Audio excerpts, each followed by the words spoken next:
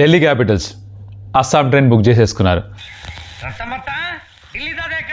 ఇంకెక్కడ ఢిల్లీ దాదా పోయాడా? లేదు, ఆ కొండ మీద కూర్చొని flute వాయించుకుంటున్నాడు.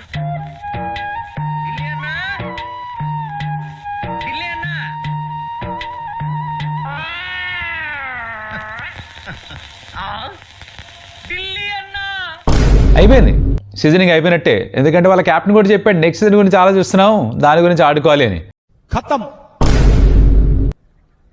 Bye bye, tata, good bye, గయా అనుకున్నట్టుగానే ఫినాలని వచ్చి 100 కొట్టాడు. 143 చేజ్ చేస్తూ 100 కొడితే ఇంకేముంది, మెడాష్ మంగళగిరే కదా. వైచువా ఫినాలన్ దే తడి పోచమ్మ గుడి కర్దియా. దాంతో మ్యాచ్ అట్లా ఫినిష్ చేస్తాడు, చాలా ఫాస్ట్గా అయిపోయింది అది. కట్ చేస్తే నెక్స్ట్ మ్యాచ్ ఆర్ఆర్ ఇంకా జీటీ, వీళ్ళల్లో మరి ఎవరిది పైచే అవుతుంది మాడుకుందాం అవన్నీ. మరి ఎక్కువ ఆలస్యం చేయకుండా లెట్స్ గెట్ స్టార్టెడ్. ఇది మొదటి అధ్యాయం మాత్రమే, అసలు కథ ఇప్పుడు మొదలవుతుంది. Welcome to stump tales. నా పేరు Kaushik. Match between Delhi Capitals and KKR. నా చాలా విచిత్రమైన మ్యాచ్గానే మారింది ఇది. అంటే ఈ పిచ్ ఎప్పుడూ కూడా స్పెషల్లీ అరుణ్ జైట్లీ స్టేడియంలో ఢిల్లీ క్యాపిటల్స్కి అనుకూలంగా రాలేదమ్మా. ఏ మాటకు ఆ మాట జరిగింది. ఏంటంటే డీసీ ఫస్ట్ బ్యాటింగ్ చేయాల్సి వచ్చింది, బికాజ్ అజింక్య రహానే టాస్ గెలిచారు. 142 మాత్రమే చేశారు వాళ్ళ దగ్గర 20 ఓవర్స్లో. And in reply Kolkata Knight Riders 147 కొట్టేశారు. 100 ఫినాలనే కొట్టాడు. 116 partnership between Finn Allen and Cameron Green. 116 చదివించుకున్నారు డీసీ బౌలర్స్. ఓ ఆట ఆడుకున్నాళ్ళే, మాట్లాడదాం, డీటెయిల్గా మాట్లాడదాం. నువ్వు క్యా హువా బోలేతో డీసీ ఫస్ట్ బ్యాటింగ్ చేసినప్పుడు యాక్చువల్లీ బాగానే స్టార్ట్ చేశారు. కొంచెం ఆగొస్తోంది అన్నట్టుగా కేఎల్ రాహుల్ చెప్పాడు. ఈ ఆగి రావడం ఏమిటి అని మీకు డౌట్ ఉందా? I'll try and explain that. కొన్నిసార్లు బాల్ పిచ్ పైన పడి చక్కగా వచ్చేస్తుంది. ఇట్స్ లైక్ నార్మల్గా ఓఆర్ఆర్ మీద వెళ్ళిపోతున్నట్టుగా, ఒక హైవే మీద వెళ్ళిపోతున్నట్టుగా. కొన్నిసార్లు పిచ్ దాని స్వభావం బట్టి బాల్ పడి ఒక అరక్షణం ఆగి వస్తుంది. అది సీమ్లెస్గా రాదనమాట, స్మూత్గా రాదు. సో మీరు ఆడేద్దాం అనుకుంటారు, బాల్ రాదు, అడ్జస్ట్ అవ్వాలి దానికి. అలా అడ్జస్ట్ అవ్వాలంటే మీరు ఆ పిచ్ పైన కాస్త సమయం గడపాలి. అప్పుడు ఆ పిచ్ టైమింగ్ మీ టైమింగ్ సింక్లోకి వస్తుంది. ఇది ఎట్లా అంటే బండి నడుపుతూ ఉంటాం, సడన్గా ఒక డిచ్ వచ్చింది అనుకో, గుంత, దానికి డుడుం మళ్ళీ టైం పడుతుంది కదా పడి, అలా దానికి అడ్జస్ట్ అవ్వడానికి టైం పడుతుంది. ఆ టైమింగ్ మిస్ మ్యాచ్ ఈ ఆగి రావడం అన్నమాట. దాన్ని ఓవర్కమ్ చేయొచ్చు. టైం స్పెండ్ చేస్తే పిచ్ పైన ఒక కాసేపు ఆడితే మీరు ఆ టైమింగ్కి మీ టైమింగ్ సింక్ అయ్యి రన్లు వచ్చేస్తాయి. స్టార్టింగ్లో ఇబ్బందిగా ఉంటుంది. కేఎల్ రాహుల్ ఫస్ట్ అవుట్ అయిపోయాడు. కేఎల్ రాహుల్ 16 ఓవర్ దాకా ఆడితే డీసీ పరిస్థితి వేరే, కేఎల్ రాహుల్ ఆడకపోతే పరిస్థితి వేరే. నువ్వు 19 నిమిషంగా బాగా ఆడాడు. 28 బాల్స్లో 50 కొట్టాడు, 29 బాల్లో అవుట్ అయిపోయాడు. తను బాగానే స్టార్ట్ చేశాడు. తర్వాత మొదలైంది మామూలు స్ట్రగుల్ కాదు. అంటే స్పిన్కి హెల్ప్ ఉందని అర్థమైంది. వాళ్ళు స్పిన్నర్స్ని ఎక్కువ యూజ్ చేశారు. అనుకుల్ రాయ్ 4 ఓవర్లు, తర్వాత సునీల్ నారాయణ్ 4 ఓవర్లు, తర్వాత వరుణ్ చక్రవర్తి 4 ఓవర్లు ఉపయోగించారు. కానీ వికెట్స్ పడిపోయిన తర్వాత స్పెషలీ అక్షర్ పటేల్ ఇంకా అశుతోష్ ఆడుతున్నప్పుడు జరిగింది ఏంటంటే they were 5 down by then. 89 for 5 సరిగ్గా చెప్పాలంటే. మీకు ఇక్కడ చూద్దాం ఇప్పుడు ఎవరెవరు ఎక్కడెక్కడ అవుట్ అయిపోయారని చూస్తే కనుక 50కి నిజంగా అవుట్ అయిన తర్వాత నితీష్ రాణా 8కి, సమీర్ రిజ్వీ 3కి స్లాక్ స్వీప్ అవుట్ అయ్యాడు. తర్వాత ట్రిస్టన్ సఫ్ 2కి బోల్డ్ అయిపోయాడు. అప్పుడు అక్షర్ పటేల్, అశ్వత్ శర్మ కలిసి ఆడడం మొదలుపెట్టారు. 89 for 5. దాని తర్వాత కూడా వికెట్ పడిపోయింది అనుకో, విప్రాజ్ నిగమ్ ఉన్నాడు, తర్వాత ఇంకా బ్యాటర్స్ లేరు, మళ్ళీ అభిషేక్ పురాని దింపాలి. అలా చేస్తే ఒక స్పిన్నర్ని తేలేరు. కుల్దీప్ యాదవ్ తన ఇంపాక్ట్ సబ్స్లో ఉన్నాడంటే వచ్చి పెద్ద ఇంపాక్ట్ అనేది క్రియేట్ చేశాడంటే చేశాడు. ఆపోనెంట్స్కి ఫేవరబుల్గా మారింది తన ఇంపాక్ట్. అన్ఫార్చునేట్ తన సీజన్ అసలు సరిగ్గా నడవట్లేదు. బట్ అందుకని నెమ్మదిగా ఆడారు, కానీ మరీ నెమ్మదిగా ఆడేశారు. ఎందుకంటే just look at this analysis now. Anukul Roy first over కూడా పవర్ ప్లే చేశారు, అక్కడ కొంచెం ఎక్స్పెన్స్ ఒక తర్వాత came back really well 2 for 31 including 19 సంకాస్ వికెట్, రైట్. తర్వాత చూస్తే Sunil Narayan 4 ఓవర్స్లో 1 for 17, Varun Chakravarthi 4 overs 1 for 28. కుంటుకుంటూ ఓవర్లు వేశారు. అంటే కాలు నొప్పి, ఆ రోజు బాల్ తగిలింది, ఆ నొప్పి ఇంకా ఉంది, అలానే కుంటుకుంటూ వేశాడు. లాస్ట్ ఓవర్లో ఇన్ఫాక్ట్ తన లాస్ట్ ఓవర్లో కొన్ని ఎక్కువ ఇచ్చినా కూడా 9 for 28. బట్ సునీల్ నారాయణ్ అయితే ఏం వేస్తున్నాడో అర్థం కాలేదు జనాలకి. స్పెషల్లీ అశోక్ శర్మ లోపలికి వస్తుందా, బయటకు వెళ్తుందా, స్ట్రైట్రా, ఏంద్రా అన్నట్టుగా ఆడాడు. అక్షర్ పటేల్ ఫామ్ లేదు. నిన్న మనం ప్రివ్యూలో కూడా మాట్లాడుకున్నాం. ఏం చెప్పుకున్నాం? దట్ అక్షర్ పటేల్ ఆడిన ఇన్నింగ్స్లో ఇప్పటిదాకా ఒకే ఒక 2 digit స్కోర్, మిగతా అన్ని single డిజిట్లే అనుకున్నామా?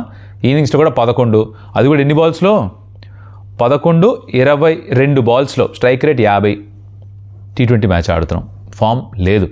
Ashutosh came back strong really later because 3 6s 3 4s. తను ఈవెన్చువల్గా 28 balls 30 9 స్కోర్ చేశాడు. బట్ తను కూడా చాలా నెమ్మదిగా ఆడాడు మధ్యలో. చాలా 6 ఓవర్ పాటు బౌండరీ లేదు. అర్థం కాలేదు నిజంగా ఏం జరుగుతుందో. మరి మీకు ఏమన్నా బోధపడిందా? ఢిల్లీ క్యాపిటల్స్ ఫ్యాన్స్ అయితే మీకు చూడడం కష్టంగా అయి ఉండేది. I really found it very difficult to watch DC bat like that. It's not something nice. అంతవరకు చెప్పి వదిలేస్తా.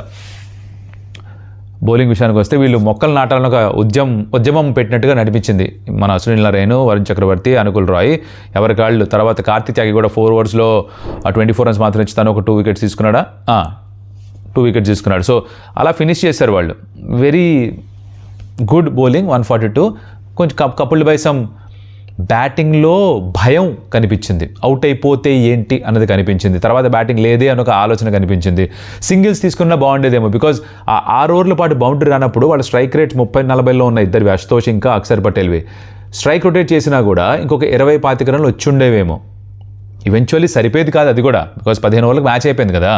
బట్ స్టిల్ ఒక రెస్పెక్టబుల్ టోటల్ ఉండేది. అంటే ఇక్కడ 2 విషయాలు ఉన్నాయి. ఒకటి, మీకు 143 కావాలి అన్నప్పుడు ఆడే విధానం వేరు, మీకు 180 కావాలన్నప్పుడు మీరు ఆడే విధానం వేరు. బికాజ్ ఆ రిక్వైర్డ్ రన్ రేట్ అనేది మీకు మేజర్ ఫ్యాక్టర్గా మారుతుంది. కొన్ని మంచి ఓవర్స్ పడితే రిక్వైర్డ్ రేట్ 10-11 వెళ్ళిపోతే you have to hit more shots, take more risks, you'll get out more, chance ఎక్కువ. బట్ కావాల్సిందే 143 అంటే చట్టపట్లేసుకుని ఆడుతూ పాడుతూ ఫినిష్ చేయొచ్చు. అదే చేశారు. పైగా ఫినాలని అయితే 100 కొట్టాడయ్యా. బార్బెరియస్ బ్యాటింగ్. క్రితం మ్యాచ్లో మిచ్ మార్ష్ కొట్టాడు, ఈ మ్యాచ్లో ఫిన్ యాలన్ కొట్టాడు. సెమీఫైనల్ ఆఫ్ ది వరల్డ్ కప్లో కొట్టినట్టే. అంటే అది మరీ బ్రూటల్. ఇది కొంచెం స్టార్టింగ్లో కాస్త నెమ్మదిగా ఆడాడు, తర్వాత 50కి చేరుకున్న తర్వాత ఇంకా వాయించి పారేశాడు అంతే. కుల్దీప్ యాదవ్కి ఏం జరుగుతుంది తెలుసా నా ఉద్దేశంలో? I'm sure it's just bad phase where form సరిగ్గా రావట్లేదు తనకి. బాల్ పైన రెవల్యూషన్స్ ఎక్కువ లేవు, అలా వచ్చి అలా వదిలేస్తున్నాడు. దాని వెనకాల ఎక్కువ ఎఫర్ట్ పెట్టట్లేదు అనిపిస్తుంది. సో బాల్ వదిలేసరికి టర్న్ అవుతున్నా కూడా ఏముంది, ముందర పడుతున్నా ల్యాక్ కొడుతున్నారు. దానిలో డిప్ లేదు, ఆ జిప్ లేదు ఆఫ్ ద పిచ్. అది comes from confidence I guess. అది కొంచెం తక్కువ ఉన్నట్టుగా అనిపిస్తుంది కుల్దీప్ యాదవ్కి. దాంతో మ్యాచ్ అలా అయిపోయింది. నేను పెద్దగా చెప్పుకోవడానికి లేదు. ఇప్పుడు దీనివల్ల జరిగింది ఏంటంటే ఢిల్లీ క్యాపిటల్స్గా క్వాలిఫై అవ్వడం కష్టం. అంటే అన్ని గెలిస్తే 14కి వెళ్తారు, ఇంకెవరో ఏదో ఓడిపోవాలి, పత్తాపారం, వేస్ట్, పక్కన పెట్టండి. వాళ్ళు నెక్స్ట్ గురించి ఆలోచించుకోవాలి. ఇంకొక కేకేఆర్ అని వరుసగా 4 గెలిచారు. 6 మ్యాచ్ల తర్వాత ఒకే ఒక్క పాయింట్ ఉన్న కేకేఆర్ ఏది, అది కూడా వర్షం కారణంగా వచ్చిన పాయింట్, వరుసగా 4 గెలిచి కూర్చున్నారు. వీళ్ళన్నీ గెలిస్తే 17కి వెళ్తారు. 17కి వెళ్తే ఆ 16 మ్యాజిక్ మార్క్ అనుకున్నారు, దానిపైన ఉంటారుగా ఈ ఆడ్ పాయింట్ వల్ల, అది వాళ్ళకి కలిసి రావచ్చు. తర్వాత మ్యాచ్లు కేకేఆర్కి ఏంటంటే ఆర్సీబీ, జీటీ, ఎంఐ అండ్ మళ్ళీ డీసీ. ఈ 4 అంత సులువైన మ్యాచ్లు కాదు, కానీ గెలిస్తే వాళ్ళు క్వాలిఫై అవుతారు. ఇది చేశారు గతంలో కూడా. అది 2014లో ఒకసారి, 2021లో ఒకసారి అనుకుంటా. బ్యాక్ ఎండ్లో వరుసగా అన్ని మ్యాచ్లు గెలిచి క్వాలిఫై అయ్యారు. Let's see if they can pull it off once again. This is the review. పెద్దేం లేదు నాకు తెలిసి మ్యాచ్లో. త్వరగా అయిపోయింది. 10:30 కల్లా మ్యాచ్ అయిపోయింది. పక్కన పెడదాం. నెక్స్ట్ ప్రివ్యూలోకి వెళ్దాం. ఆర్ఆర్ జీటీ కాంటెక్స్ట్ ఏంటంటే 4th పొజిషన్లో ఆర్ఆర్, 5th పొజిషన్లో జీటీ ఉన్నారు. ఎవరు గెలిచినా వాళ్ళు 2nd పొజిషన్ గెలిచే ఛాన్స్ ఉంది. జీటీ గెలిచినా కూడా 12 పాయింట్స్ సేమ్. ఇద్దరు కూడా 10 మ్యాచ్లు ఆడితే 6 గెలిచారు, 4 ఓడిపోయారు. 12 పాయింట్స్తో ఉన్నారు. ఎవరైతే గెలుస్తారో 14 పాయింట్స్కి వెళ్తారు. అంటే స్ట్రైట్గా 4th నుంచి ఆర్ఆర్ గెలిస్తే 2ndకి వెళ్ళొచ్చు, నెట్ రన్ రేట్ ఇంకా ఇంప్రూవ్ అయితే 1stకి వెళ్ళొచ్చు. జీటీ 5th నుంచి 2ndకి వెళ్ళిపోవచ్చు 14 పాయింట్స్ వస్తే, because they overtake Punjab Kings. So ఎవరు గెలిచినా 2nd పొజిషన్కి వెళ్తున్నారు. ఇదైతే ఖాయం మినిమం. ఆల్సో ఆ క్వాలిఫికేషన్కి వెళ్ళే దారి ఇంకొంచెం సులువు అవుతుంది. నా గుజరాత్ టైటన్స్ వాళ్ళ ఒక స్వింగ్ మొమెంటం పైకి ఉంది. ఆర్ఆర్ ఏమో సైన్ కర్వ్ లాగా ఉంది. You know what's sine curve, right? ఎందుకు ఇవన్నీ ఎందుకు బాగానే చేసుకుంటున్నావు కదా సినిమాలు. దీంతో పాటుగా ఆర్ఆర్కి కొన్ని ఇబ్బందులు ఉన్నాయి వాళ్ళ బౌలింగ్ పరంగా. స్పెషల్గా జోఫ్రాట్ సార్ బాగానే వేస్తున్నాడు, కానీ తనకి ఫాస్ట్ బౌలింగ్ సపోర్ట్ అంత గొప్పగా లేదు. అదొక కాజ్ ఆఫ్ కన్సర్న్ వాళ్ళకి. వైభవ్ సూర్యవంశీ గత 2 మ్యాచ్లు ఎక్కువ రన్స్ కొట్టినట్టుగా లేదు. 1-2 మ్యాచెస్ దగ్గర రన్స్ కొట్టాడు. ధ్రువ్ జురేల్ కూడా కన్సిస్టెంట్గా లేడు. రియాన్ పరాగ్ మొన్నే 90 కొట్టాడు, కానీ మ్యాచ్ గెలవలేదు. ఇలాంటి కొన్ని ఇష్యూస్ ఉన్నాయి వాళ్ళకి. Will come to that detail. But ఇటుపక్క జీటీ చూస్తే టాప్ 3 నుంచి ఎక్కువ రన్స్ వస్తాయి. కాకపోతే జేసన్ హుటర్ వచ్చిన తర్వాత ఒక ధైర్యం వచ్చింది వాళ్ళకి మిడిల్ ఆర్డర్లో. వాషింగ్టన్ మన మ్యాచ్లో టెన్స్ చేసి ఫినిష్ ఆఫ్ చేశాడు. కాన్ఫిడెన్స్ పెరుగుంటుంది తనకు కూడా. వాళ్ళ బౌలింగ్ ఇస్ తోప్. This is no 2 ways about it. తోప్ బౌలింగ్ ఉంది. కగిసరాబాడ, మొహమ్మద్ సిరాజ్, అర్షద్ ఖాన్ కూడా బాగానే వేస్తున్నాడు. ప్రసిద్ధి బయట పెట్టారు. రషీద్ ఖాన్ ఉన్నాడు. వాషింగ్టన్ ఉపయోగించట్లేదు అసలు వాళ్ళు. మానవ్ సత్తార్ ఉన్నాడు, మన మ్యాచ్లో రన్స్ ఇచ్చాడు, కానీ స్టిల్ ఈస్ దేర్. మరి బ్యాటింగ్ కూడా చేయగలడు. సో మీరు ఇక్కడ చూస్తే కన్సిడరింగ్ మొమెంటమ్, టీమ్ ఫామ్, జీటీదే అప్ స్వింగ్లో ఉంది. That's the context. Now playing 11s and 12s విషయానికి వస్తే కనుక ఆర్ఆర్ అన్న మార్పులు చేసుకుంటారా?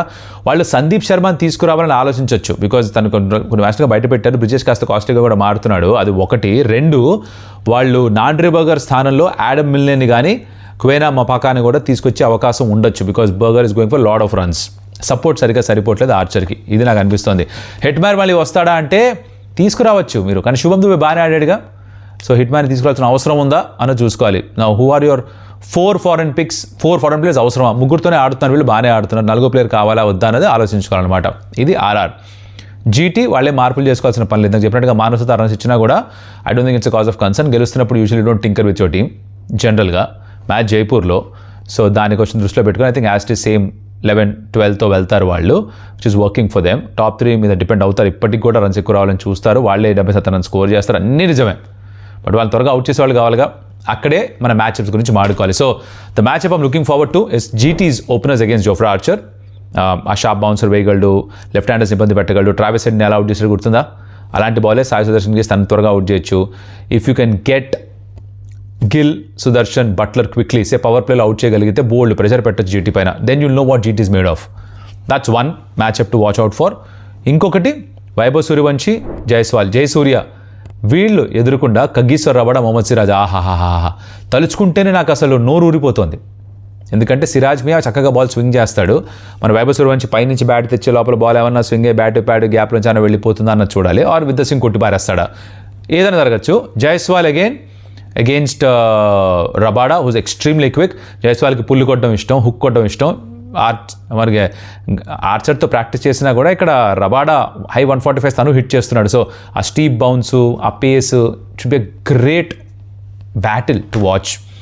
అది నేను ఎదురు చూస్తాను. సో ఇలా ఉంది ఈ మ్యాచ్లో సీను.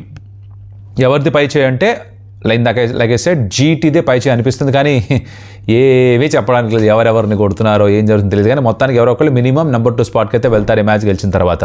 చూడండి, నాకు day of again Saturday, double header మళ్ళీ సండే చేస్తా. సో సాటర్డే ఆఫ్ కాబట్టి నేను చెయ్యాలా వద్దా, మ్యాచ్ చూడాలా వద్దా ఇంకా ఆలోచిస్తున్నా. మోస్ట్లీ చూడను, లైవ్ చేద్దాం అనుకుంటున్నాను. సో లైవ్ చేద్దామంటే కింద లైవ్ అని పెట్టండి. మ్యాచ్ కాదు, ఊరికే మనం ఆడుకోవడానికి, మనసిప్ ఆడుకోవడానికి లైవ్ కావాలంటే లైవ్ అని పెట్టండి. ఓకేనా? ఇప్పటిదాకా చూడండి. Thank you so much. Like the video, share with your friends, subscribe to stamp చేసి మరొకటి మళ్ళీ కలుస్తా. అప్పటిదాకా సెలవు. అదియోస్ అమిగోస్.